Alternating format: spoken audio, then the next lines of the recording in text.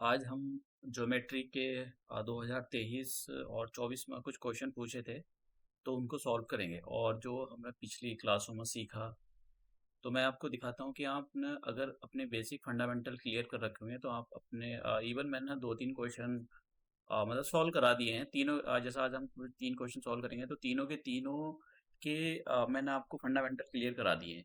अब देखना आप ज़रा कि कितना आसान भी क्वेश्चन था और कितना मुश्किल भी था।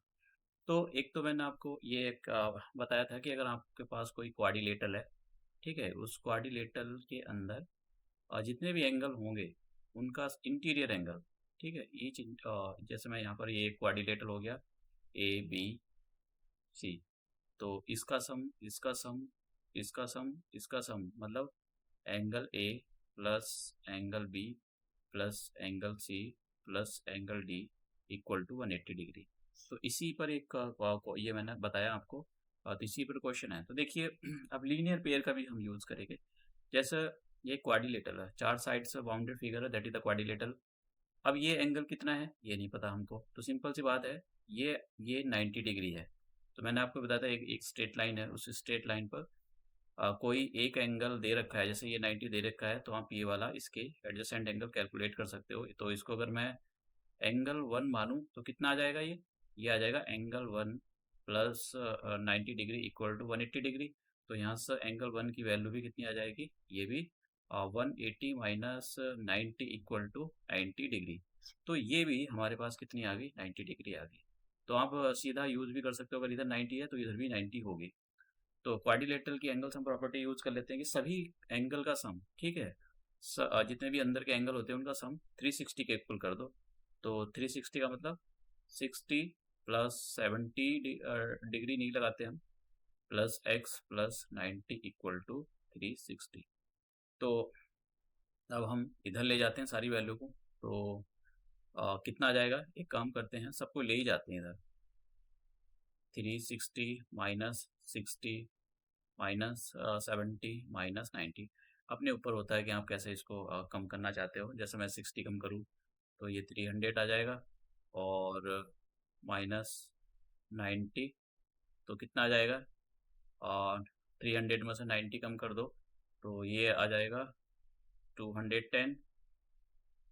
और फिर आप कर दो इसके अंदर तो कितना, 200 यानी 160 यानी 140। तो हमारे पास जो आंसर आ जाएगा, तो इसको सॉल्व करोगे तो ये आ जाएगा हमारे पास 140। तो x की वैल्यू, हाँ x की वैल्यू पूछी थी उसने कितनी है, 140। तो ये हमारा आंसर हुआ। तो मतलब क्वेश्चन आसान है, लेकिन वही है, फंडामेंटल आपके अगर क्लियर हैं तभी आप कर पाओगे। ये क्वेश्चन, इस टाइप का क्वेश्चन मैंने कराया आपको पीछे। तो अगर आपने मेरे पीछे वाले लेक्चर देखे हो तो आप इस क्वेश्चन को बड़े आराम के साथ सॉल्व कर सकते हो। जैसे हमारे पास एक ट्राइंगल दे रखा है, तो मैं यहाँ पर एक ट्राइंगल बना लेता हूँ, और ये ट्राइंगल का यहाँ पर नाम दे देता हूँ PQR। हमको एक बात का पता है, ये जो सॉरी, ए P लिखते हैं हम यहाँ पर, कि सभी एंगल का sum angle P plus angle Q plus angle R equal to 180 degree, ये हमारे पास होता है। तो हमको एंगल P चाहिए, ठीक है। तो हम क्या काम करेंगे, ये दो वैल्यू जो दे रखी है हमको, कौन कौन सी वैल्यू दे रखी है मैं यहाँ लिख देता हूँ, ये दे रखी है angle P plus angle R equal to 150 degree. तो हम यहाँ से एंगल R की वैल्यू निकाल लेते हैं। तो एंगल R कितना आ जाएगा, एंगल R कितना आ जाएगा, P को ट्रांसपोज कर दो तो 150 minus 150 minus angle P, R निकल गया। ऐसे ही इससे हम Q निकालते हैं, तो मैं Q इधर निकाल कर दिखाता हूँ आपको, यहाँ निकालता हूँ। तो ये हमारे पास Q निकालते हैं। तो ये दे रखा है angle P plus 3Q equal to 170। तो मैं यहाँ से Q की वैल्यू निकालूंगा, तो P को आप उधर ट्रांसपोज कर दो, तो ये हो जाएगा माइनस का P, और 3 को डिवाइड में भेज दो तो कितना आ जाएगा, 170 माइनस एंगल P अपॉन 3। तो यहाँ से एंगल Q की वैल्यू निकाल ली, और यहाँ से एंगल R की वैल्यू अब मैं इस इक्वेशन के अंदर रखने के लिए जा रहा हूँ। तो इसको मैं यहाँ पर रखता हूँ, तो कितना आ जाएगा, P की देखो यहाँ P है, P की जगह तो कुछ नहीं रखना, P की जगह P ही रहने दो। और जो Q था, Q की वैल्यू रखो, तो Q की value 170 minus angle P upon 3 plus, और एंगल R की जगह 150 माइनस एंगल P और इक्वल टू 180 डिग्री। तो पहले तो हम एलसीएम लेंगे, एलसीएम लेकर इसको सॉल्व कर लेते हैं, या वैसे बिना एलसीएम के भी आप इसको सॉल्व कर सकते हो। कैसे, देखो ध्यान से देखो, ये लिखा हुआ है इधर एंगल P, और यहाँ लिखा हुआ है ये एंगल P है इधर वाला, ये प्लस का, और ये, तो ये दोनों के दोनों कैंसिल आउट हो जाएंगे। तो कितना बचा, 170 minus angle P upon 3 plus 150 equal to 1A। 150 को मैं इधर माइनस कर देता हूँ, तो ये कितना आ जाएगा, 180 माइनस 150, तो यहाँ पर कितना आ गया, ये आ जाएगा 30। तो 170 माइनस एंगल P, और ये जो 3 था मैं यहाँ पर इधर आकर मल्टीप्लाई कर देता हूँ उसकी, तो ये आ जाएगा इधर 90। यहाँ कितना रह गया, क्योंकि जो नीचे वाला डिनोमिनेटर में 3 था, मैंने 30 में उसकी मल्टीप्लाई कर दी। अब देखो मैं क्या करने के लिए जा रहा हूँ, इसको तो इधर ले आता हूँ और इसको इधर ट्रांसपोज कर देता हूँ। तो 170 माइनस, तो माइनस कर लो तो कितना आ जाएगा, 0 आ गया, और कितना था, 17 था, तो 17 में से 9 माइनस कर दो तो कितना आ जाएगा, ये आ जाएगा,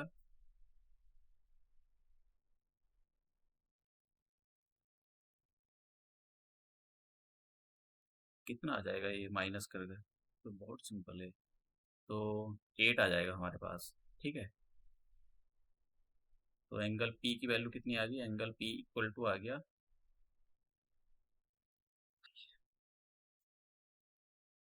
तो हमारे पास एंगल P पूछा था उसने, एंगल P कितना है, तो एंगल P ये सेकंड वाला ऑप्शन हो गया।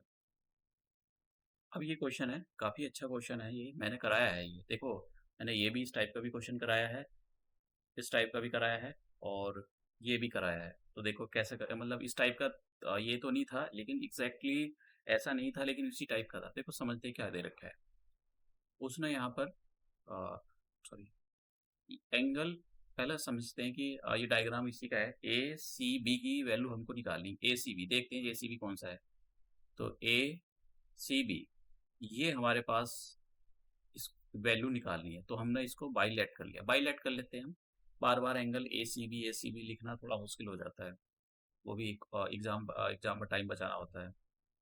अब हमको ये दे रखा है कि जो दे रखा है उसको देखते हैं, angle B A D, angle B A D की वैल्यू 150 दे रखी है,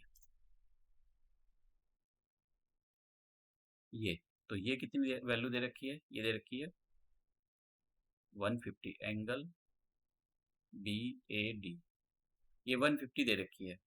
ठीक है, अब हम और क्या दे रखा है कि दो साइड कौन कौन सी, A D and A B equal होती है। देखो आइसोसेलेस ट्रायंगल की प्रॉपर्टी पढ़ो, आइसोसेलेस ट्रायंगल में होता क्या है कि उसकी दो, कोई सी भी दो साइड, एक अगर ये साइड इस साइड के इक्वल है, तो ये दो बेस एंगल एक दूसरे के इक्वल होते हैं। मतलब मान लो अगर हमारे पास एक कोई ट्रायंगल है ए बी सी, ठीक है, तो ए सी जो है ए बी के इक्वल है, तो ये जो एंगल है B equal to angle C, ऐसा होता है, बेस एंगल इक्वल होते हैं।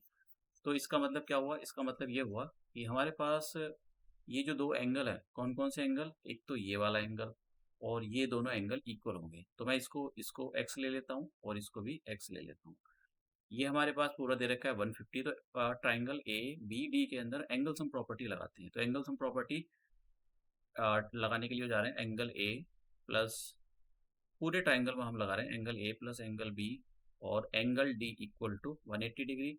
एंगल ए की वैल्यू उसने यहाँ पर 150 दी है, देखो ये जो दे रखा है ना एंगल बी ए डी ये 150 है, और एंगल बी की वैल्यू हमने एक्स लेट करी है, एंगल डी को भी हमने एक्स लेट करा है, तो कितना आ गया यहाँ पर, तो एक्स की ये आ जाएगा 2x इक्वल टू 180 माइनस 150, तो कितना आ गया, यहाँ पर 30 आ गया, और 2x, तो x की वैल्यू कितनी आ जाएगी यहाँ पर, x इक्वल टू 15।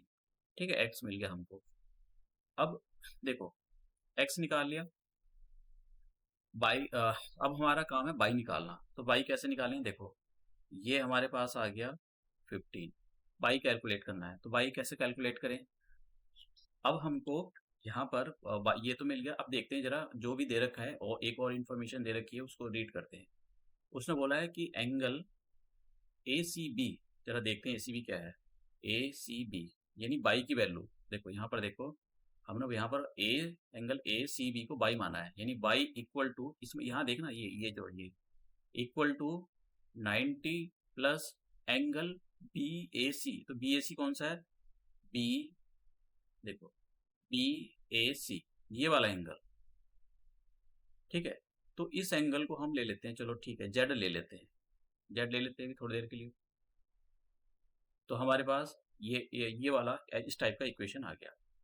अब हम क्या काम करेंगे यहाँ पर, जैसे देखो निकालने के तो अलग अलग तरीके होते हैं, आप कैसे इन चीज़ों को निकाल पा रहे हो ये डिपेंड करता है कि आपके जो बेसिक फंडामेंटल हैं वो कितने क्लियर हैं। अगर आपके फंडामेंटल क्लियर हैं तो आप क्वेश्चन को बड़े आराम के साथ सॉल्व कर सकते हो। अगर क्वेश्चन के मतलब क्वेश्चन में फंडामेंटल क्लियर नहीं है तो तब आपको बहुत दिक्कत हो सकती है।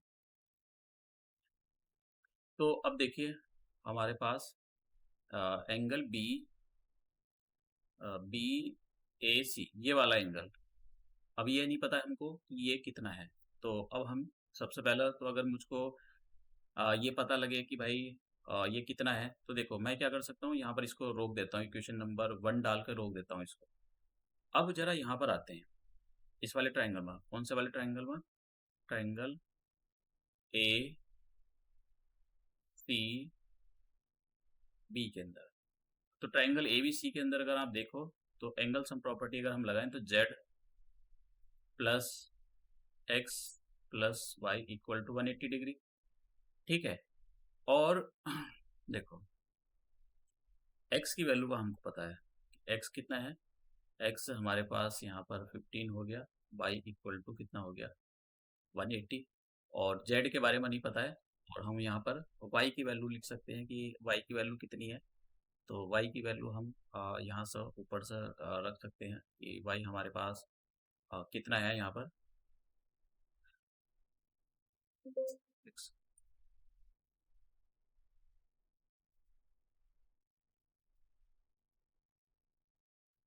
तो हमने तो यहाँ पर x की वैल्यू निकाल ली। अब देखो मतलब सिंपल है। अब हम क्या काम करेंगे, ये जो छोटा वाला ट्रायंगल दिखाई दे रहा है, मैं इसको अरेंज कर देता हूँ, कुछ थोड़ा सा सिस्टम में खराबी हो गई थी तो उसकी वजह से ये सब चला गया था। तो अब देखो मैं फिर से बता देता हूँ, हमने x की वैल्यू निकाल ली। अब ये जो ट्रायंगल आप देख रहे हो x की वैल्यू, ये जो ट्रायंगल आप देख रहे हो ट्रायंगल ए सी बी के अंदर हम एंगल सम प्रॉपर्टी अप्लाई करने के लिए जा रहे हैं। तो ये आ जाएगा z plus X plus Y equal to 180, और z की x की वैल्यू हमको पता है 15, y की वैल्यू हमको नहीं पता है। ठीक है, तो अभी इसको हम यहीं रोकते हैं इक्वेशन नंबर 1 डालकर। अब देखो जो दे रखा है हमको, ये दे रखा है, उसने बोला है कि एंगल ए सी बी का मतलब क्या हो गया, ए सी बी मतलब ये जो y की वैल्यू है equal to 95 plus angle B A C मतलब z। ठीक है, तो ये इसके इक्वल है। अब हम क्या काम करते हैं, कैसे भी कर सकते हो आप, यहाँ से इस वाली इक्वेशन से आप z की वैल्यू निकाल, और ये z की वैल्यू यहाँ रख। ठीक है, तो z की जगह में y minus 95 plus 15 plus y equal to 180 degree. तो 1/1/2 तो 95 में से 15 कम कर दो तो कितना आ जाएगा, एक तो माइनस का आएगा यहाँ पर 0, और 9 यदि यहाँ पर आ जाएगा 180 को इधर ला कर प्लस कर देते हैं तो कितना आ गया 0, 8 8 16 2। तो 2y की वैल्यू हमारे पास, ये 2 से कैंसिल कर दो तो y की वैल्यू कितनी आ गई 130।